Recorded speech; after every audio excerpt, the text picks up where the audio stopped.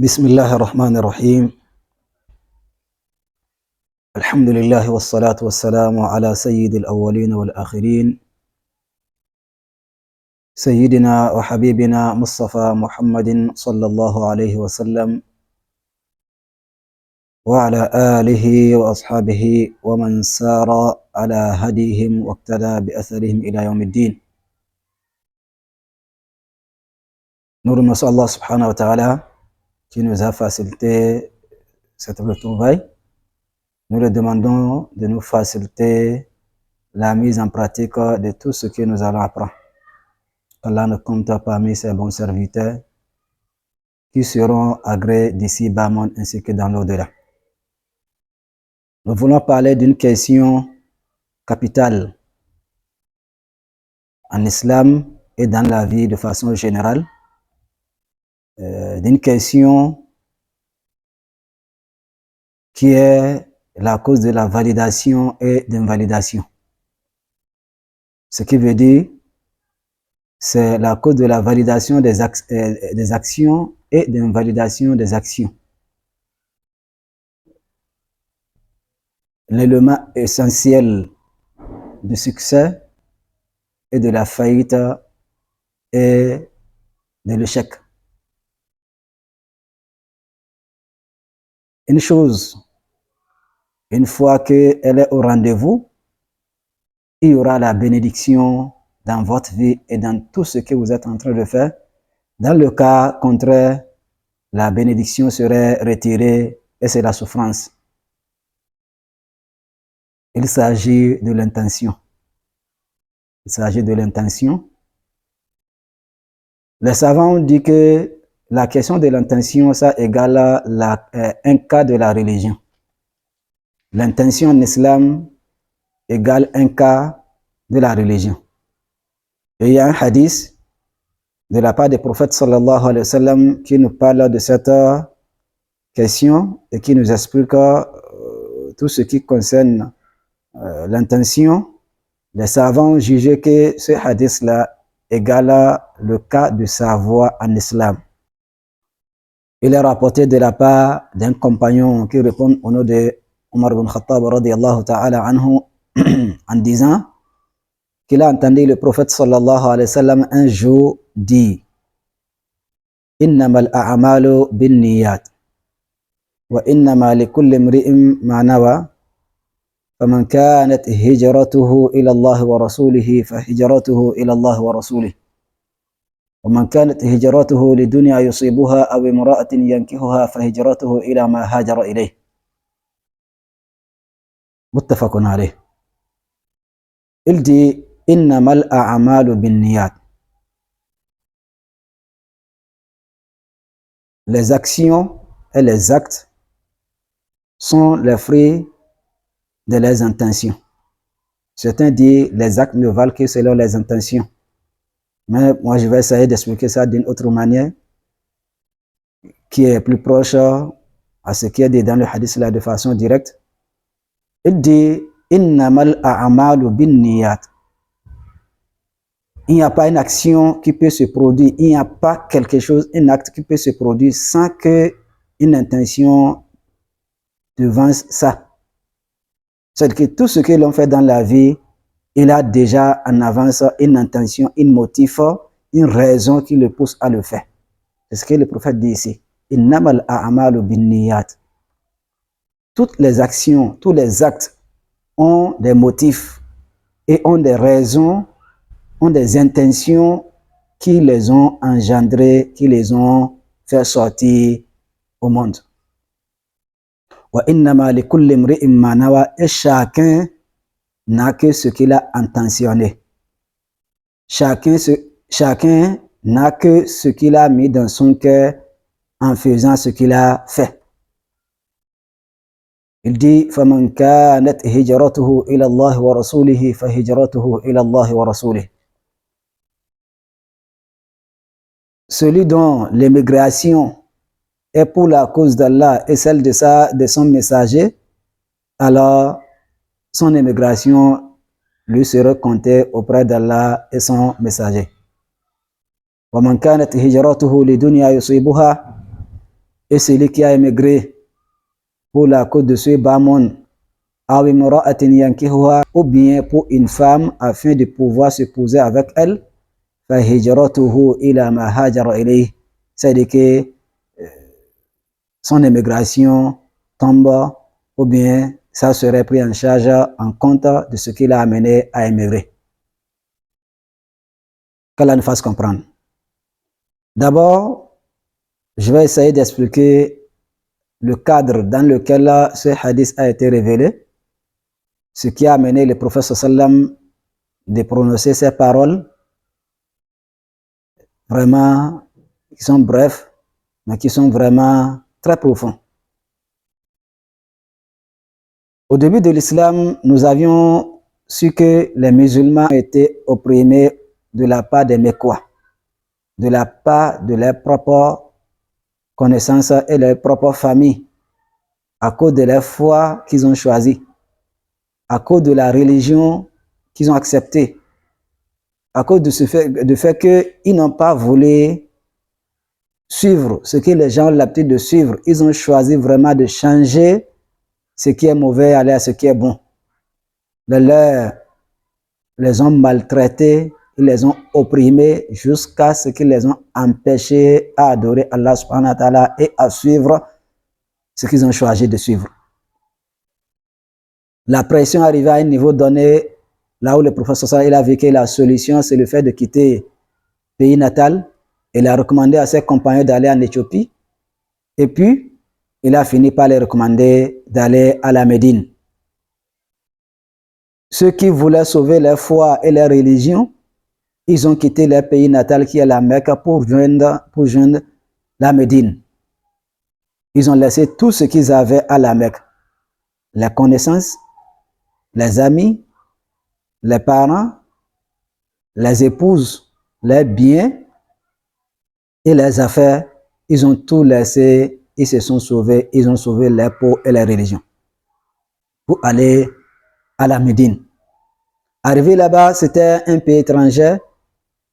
Ils n'avaient personne, si ce n'est pas les frères et les semblables dans la foi qui les ont acceptés, ils les ont accueillis avec deux mains. Ils les ont installés à la Médine. Ils ne sont pas allés à la Médine pour une business, pour un commerce, pour des affaires. Ils ne sont pas allés là pour une question de tourisme, ni pour aller voir les campagnes de foot ou bien d'autres choses, ou bien des jeux qui étaient à l'époque.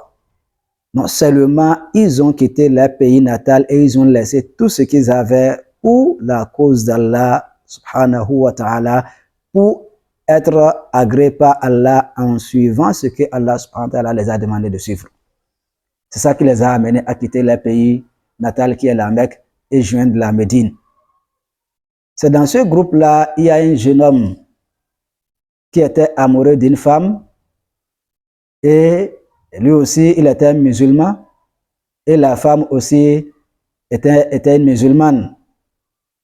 Et il aimait la femme et comme la femme a émigré, elle a quitté la Mecque pour joindre la Médine, lui, il s'est déplacé pour cette opportunité-là. Certains ont dit que la femme était mariée, elle a quitté son mari pour joindre la Médine. Comme elle est maintenant libre, il a voulu bénéficier de cette opportunité et saisir l'opportunité pour se poser avec la femme. C'est ainsi qu'il a quitté la Mecque pour joindre la Médine en ayant l'intention que lui, arrivé à la Médine, il va se poser avec cette dame-là.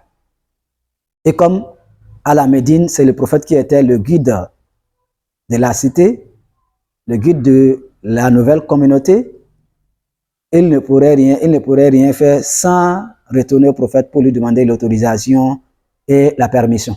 C'est comme ça qu'il est venu auprès du prophète sallallahu pour dire, oh, messager de Dieu, il dit, oh, messager de Dieu, est-ce que je peux me poser avec Qais?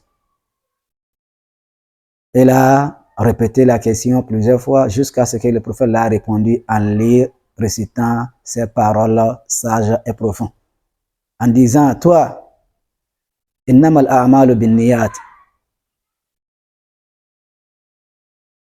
Innamal a'malu binniyat. Les actes sont pris en compte selon les motifs. Les actes n'ont aucune valeur si ce n'est pas les intentions qui les amènent à sortir. Les actes, leur valeur dépend de leurs motifs et de leurs intentions. Qu'Allah nous facilite. Et c'est ce que les autres expliquent en disant les actes ne valent que selon les intentions. C'est-à-dire que la valeur d'une action et d'un acte n'a aucune valeur si ce n'est pas l'intention qui l'a amené à être fait. Si cette intention est bonne, c'est que l'action serait validée.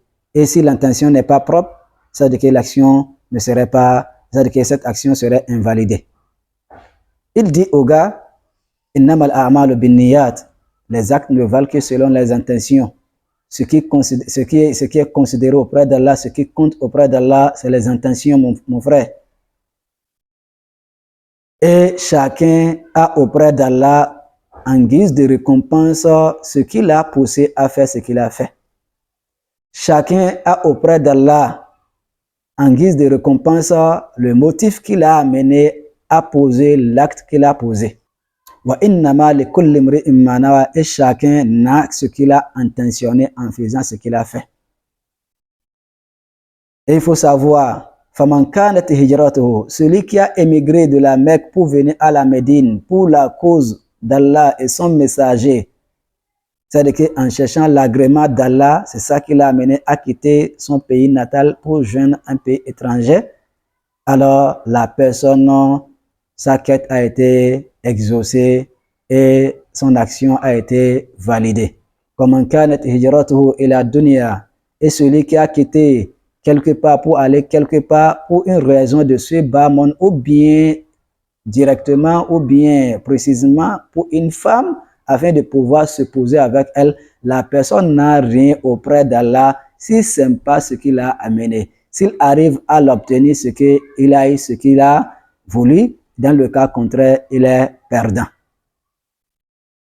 Le hadith est rapporté chez Imam Bukhari ainsi que chez Imam Muslim. C'est ça qui est la cause de révélation de ces hadiths.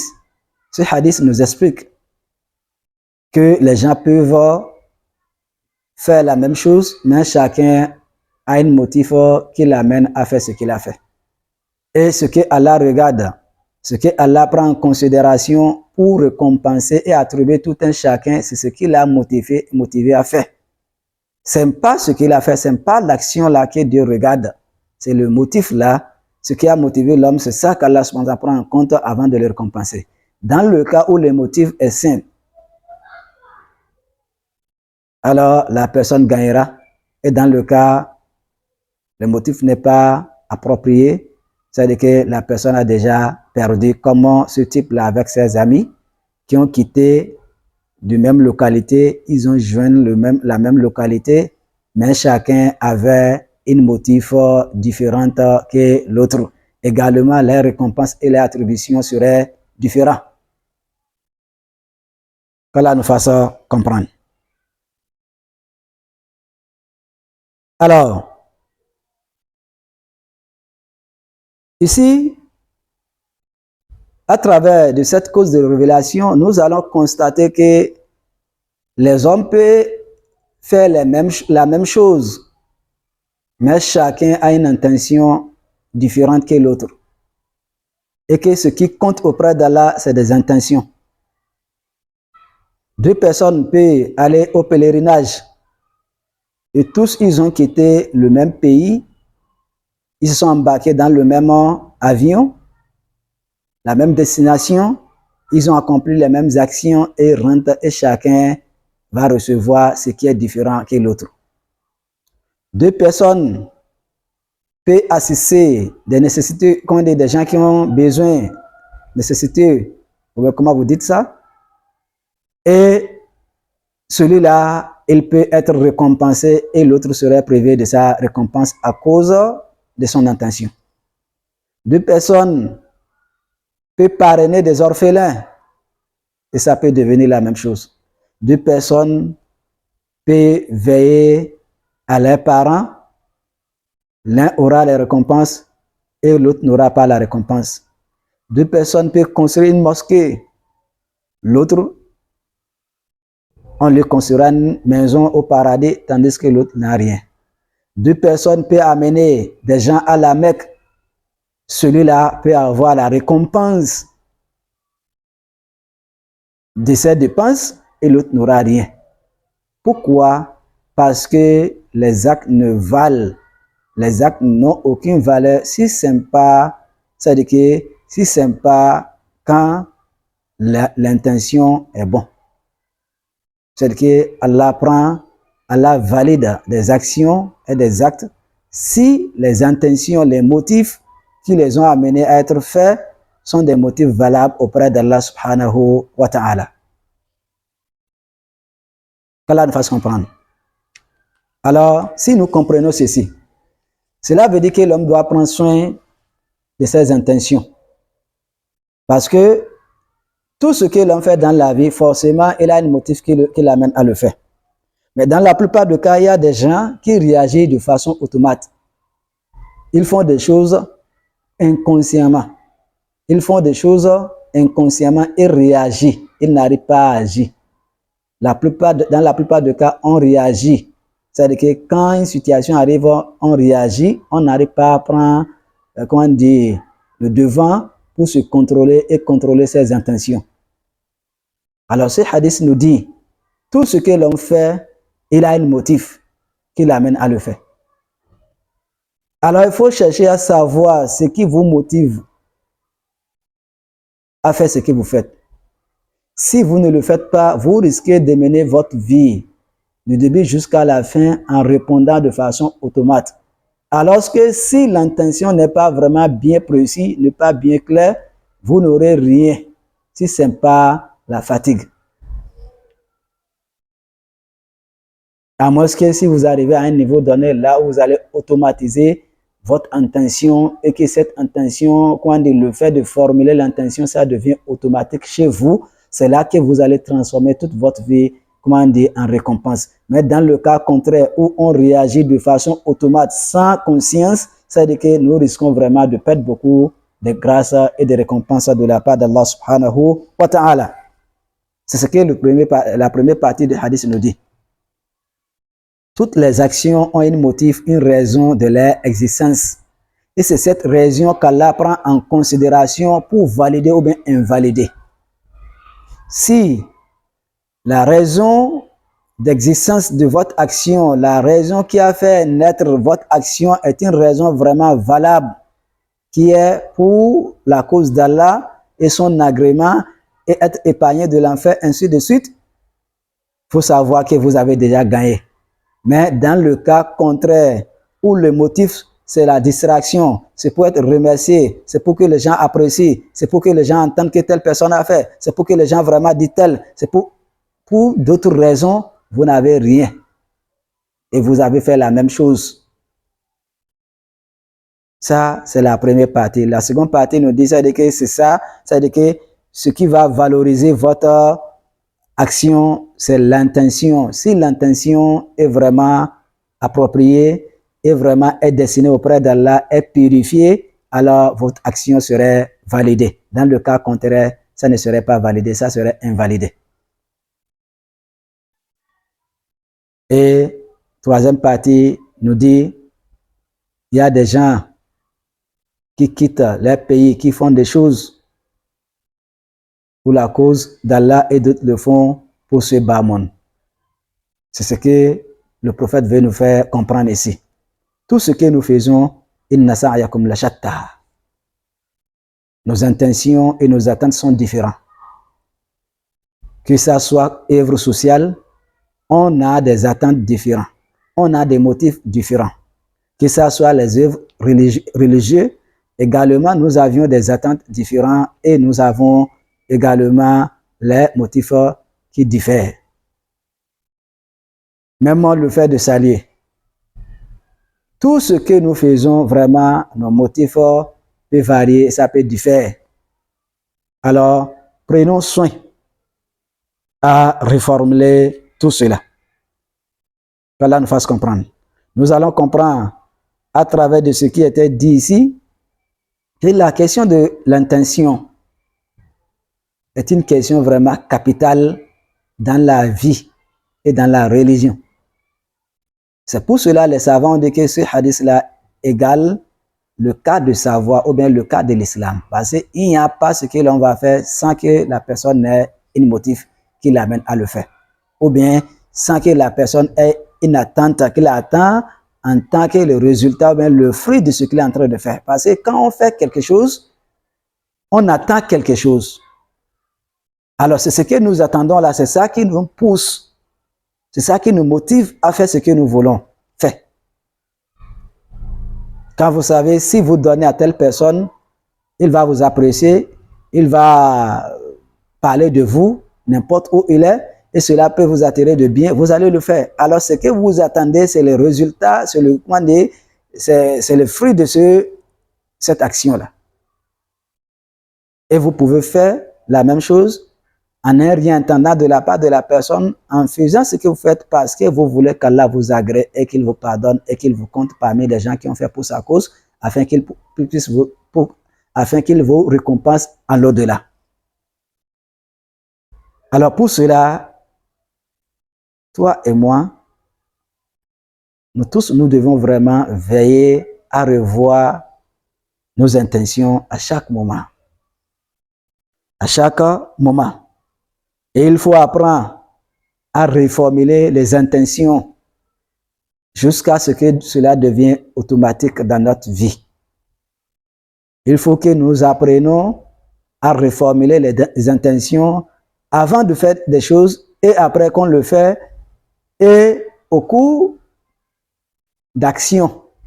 En résumé de ce que nous venons de dire, nous allons résumer cette science dans quelques points. Premièrement, le prophète nous a fait comprendre que chaque action dans la vie a une raison de son existence. Second point, ce qu'Allah prend en considération pour valider les actions ou bien les invalider, c'est là un motif et ce que l'homme attend en faisant ce qu'il a fait. Alors, et nous avions dit également qu'il y a des gens qui réagissent de façon automatique, sans réfléchir, sans même reformuler l'intention. Alors ceux-là, ils risquent de perdre beaucoup de récompenses. Il faut que l'homme ait la conscience. Autre chose, il faut comprendre que ce que Allah attend de nous, ce qu'il veut de nous, c'est notre intention. Parce que le prophète a dit chacun n'a que ce qu'il a intentionné. Il n'a pas dit chacun n'a qu'à ce qu'il a fait. Ce n'est pas ce que tu fais qui est important. C'est votre intention qui est importante auprès d'Allah plus que ce que vous allez faire. Votre intention est plus importante auprès d'Allah que votre action. La bonne preuve en est, vous pouvez faire la même chose quand les intentions varient, ça diffère, chacun aura sa part de gâteau et sa part de récompense qui est différente que celle des autres. Maintenant, est-ce qu'on peut dire on va faire les intentions sans réaliser, sans accomplir de bonnes œuvres? Non. Les actions sont là pour confirmer les intentions. Une intention qui n'est pas accompagnée par action, ce que c'est un rêve. Il faut concrétiser des intentions à travers des actions et perfectionner des actions. C'est ça qui montrera que vraiment vous êtes sérieux. Alors, quand vous allez accomplir la même chose et que votre intention vraiment est purifiée, vous allez gagner. Dans le cas contraire, vous n'aurez rien. Alors, il faut qu'on garde ceci que tout ce que nous faisons, il y a un motif. Alors, Allah veut qu'on soit conscient de ce qui nous amène à faire et qu'on purifie cette intention et ce motif-là pour que ça soit pour la cause d'Allah. Et c'est ce que Allah veut de notre part. Et maintenant, après cela, on va accomplir ce que nous avions voulu et ce que nous avions intentionné. Et Allah va valider ça. Il faut garder aussi qu'on a dit ça, c'est que ce qui est plus important, c'est l'intention. L'action est là comme une couverture, une moule dans laquelle vous allez envelopper votre intention afin qu'elle soit validée ou bien invalidée. Qu'Allah nous fasse comprendre. Nous demandons à Allah subhanahu wa ta'ala de nous faciliter la compréhension de ce qui vient d'être dit et qu'il ne compte parmi des gens qui vont purifier les intentions et reformuler les intentions à chaque moment qu'ils veulent entreprendre une action. Cette vidéo serait suivie par d'autres vidéos. C'est une série de vidéos que nous allons produire concernant l'intention et la sincérité et les expressions, les notions qui ont relation avec ces deux questions. Nous avions parlé ici de l'intention. Nous allons parler après de la question de l'adoration et le but de la création. Et il y aura d'autres vidéos qui vont nous parler vraiment de la sincérité. Et il y aura d'autres qui vont nous parler de bonnes actions et de mauvaises actions. Et aussi obéissance et désobéissance. Toutes ces notions sont liées parce que c'est elles qui détermineront notre sort à l'avenir et auprès d'Allah subhanahu wa ta'ala. Essayez de suivre cette série du début jusqu'à la fin en espérant que tout un chacun de nous a pu bénéficier, a profité de ce qui a été dit. Si c'est le cas, essayez vraiment de partager ça avec des gens qui sont intéressés. Car le prophète sallallahu alayhi wa sallam, il nous dit, celui qui a aidé d'autres à être guidé, alors tous les bons œuvres que l'autre là accomplira, il aura une copie, une bonus de ses récompenses. Alors aidez les autres aussi à comprendre ce que vous avez compris. Alors le partage que vous allez faire, tous les bons œuvres qu'ils ont fait dans leur vie, en corrigeant les intentions, Allah va vous donner une copie de cela en leur réservant les parts qui les appartient. Nous demandons à Allah subhanahu wa ta'ala de nous assister, de nous faciliter l'accomplissement des bonnes œuvres et la purification de nos intentions, qu'il le compte parmi les croyants, ceux qui seront agréés auprès de lui dans l'au-delà et qui seront parmi les gens du paradis. Subhanakallahumma bihamdika, ashhadu an la ilaha illa anta, astaghfiruka wa atubu ilayk.